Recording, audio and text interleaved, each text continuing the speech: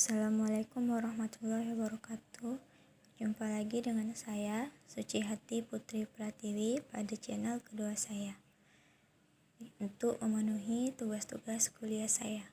Dan semoga video saya kali ini dapat membantu rekan-rekan semua.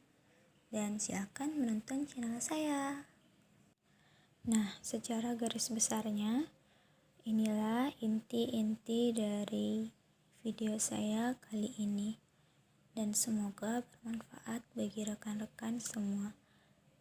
Nah, mari langsung saja kita bahas, yaitu pertama, faktor daya. Faktor daya listrik adalah nilai perbandingan antara daya reaktif dengan daya nyata. Rentang nilainya berkisar antara 0 hingga 1. Faktor daya listrik dinyatakan dalam kosinus. Faktor daya berguna untuk mengetahui tingkat efisiensi energi pada suatu beban listrik melalui nilai daya yang tidak terpakai dan terbuang sia-sia selama beban bekerja. Dan mengapa faktor daya harus diperbaiki? Yaitu bila daya nyata tinggi yang tergabung dengan faktor daya rendah tidak dikurangi, maka seluruh jaringan listrik dari pusat pembangkit ke subsirkuit pabrik harus mampu membawa arus beban lebih besar daripada yang diperlukan. Untuk alasan ini, otoritas penyedia listrik memasukkan ketentuan tagihan yang berhubungan dengan besarnya operasi faktor daya yang tinggi pada komersial dan industri.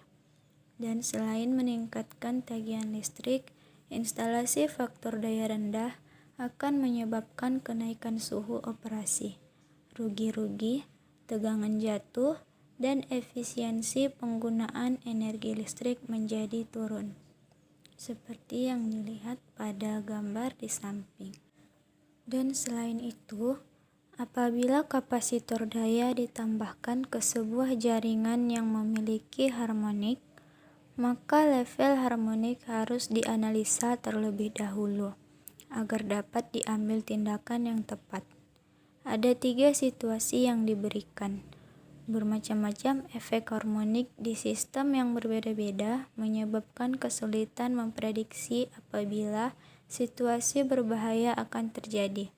Evaluasi teknis harus dilakukan untuk memperkirakan resiko yang bakal terjadi dan memilih teknik yang terbaik dan pilihan ekonomis.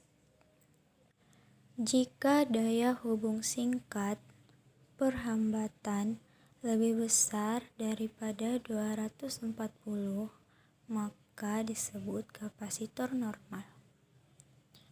Jika daya hubung singkat perhambatan lebih besar dari 120 dan lebih kecil dari 240, maka disebut kapasitor dengan terisolasi lebih. Sedangkan daya hubung singkat perhambatan lebih kecil dari 120 disebut kapasitor dengan reaktor antiharmonik, di mana R sama dengan jumlah aritmatik nilai nominal kilowatt ampere perlengkapan sebagai penghasil harmonik. Daya hubung singkat sama dengan nilai nominal daya transformator per nilai impedansi transformator.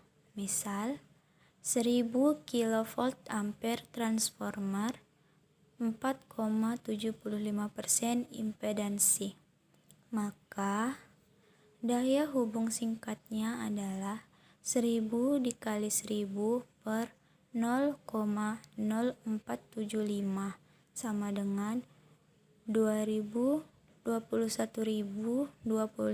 kV ampere. Dan sekarang kita masuk ke soal pertama dengan pertanyaan, buktikan bahwa faktor daya yang jelek menyebabkan rugi-rugi jaringan bertambah besar. Jawabnya yaitu faktor daya jelek terjadi bila cos pi lebih kecil dari 0,93. Bila cos pi semakin kecil, maka S semakin besar. Dengan demikian, A. KHA penghantar yang dibutuhkan juga semakin besar. B. Beban tagihan rekening listrik juga semakin besar karena rekening listrik dihitung per volt ampere hour. Soal kedua, bila diketahui bahwa daya nominal trafo 500 kV ampere, tegangan hubung singkat 4%, total daya yang disearahkan 50 kV ampere, maka tentukan A. Daya hubung singkat. B. Tentukan golongan kapasitor, apakah standar, terisolasi lebih, atau dengan reaktor anti harmonik. Jawabnya yaitu A. Daya hubung singkat disama dengan 500.000 per 0,04 sama dengan 12.500 kV ampere. B. SCC per 240 sama dengan 12.500 per 240 sama dengan 52 kV ampere. Maka dengan didapatkan hasil di atas, maka B-nya yaitu bila daya yang disearahkan adalah 50 kV ampere, maka nilai ini lebih kecil dari nilai rasio SCC per 240. Dengan demikian digunakan solusi ke-1 yaitu kapasitor. Soal ketiga yaitu bila diketahui bahwa daya nominal trafo 1000 kV ampere, tegangan hubung singkat 4%, total daya yang disearahkan 150 kV ampere, maka tentukan A. Daya hubung singkat. B. Tentukan golongan kapasitor, apakah standar, terisolasi lebih, atau dengan reaktor anti harmonik. Cara menjawabnya sama halnya dengan soal kedua, dan setelah didapatkan hasilnya, maka bila daya yang disearahkan adalah 150 kV ampere, maka nilai 208 kV ampere berada di antara nilai rasio SCC 240 dan 120. Dengan demikian digunakan solusi kedua itu kapasitor terisolasi lebih.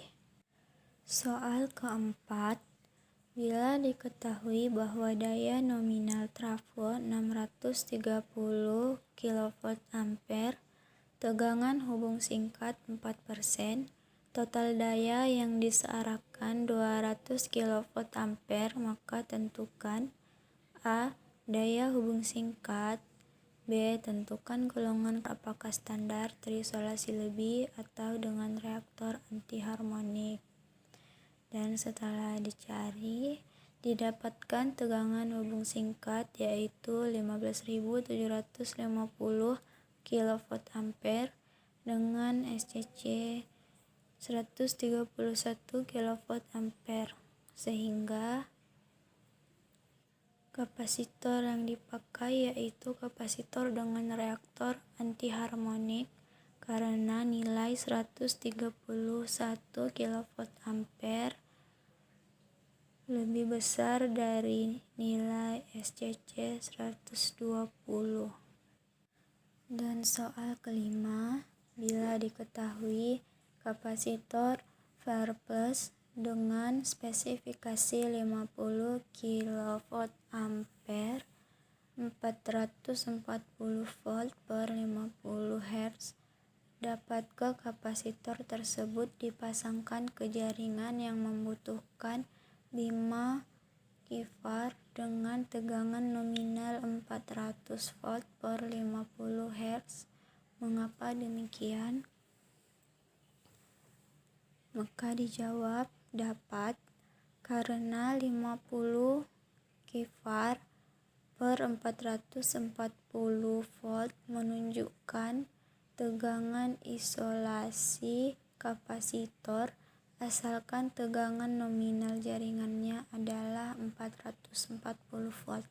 Konsekuensinya, semakin tinggi tegangan isolasi kapasitor yang dipasang, maka dari segi ekonomi, harga kapasitor semakin mahal. Dengan demikian, apabila tegangan nominal jaringan adalah 400 volt, maka harus dipilih tegangan isolasi kapasitor 400 volt juga. Sekian isi dari video saya. Terima kasih telah menonton video saya. Semoga bermanfaat untuk teman-teman semua. Jika ada kesalahan, mohon dimaafkan dan semoga tugas saya mendapat nilai bagus. Amin. Saya undur diri. Assalamualaikum warahmatullahi wabarakatuh.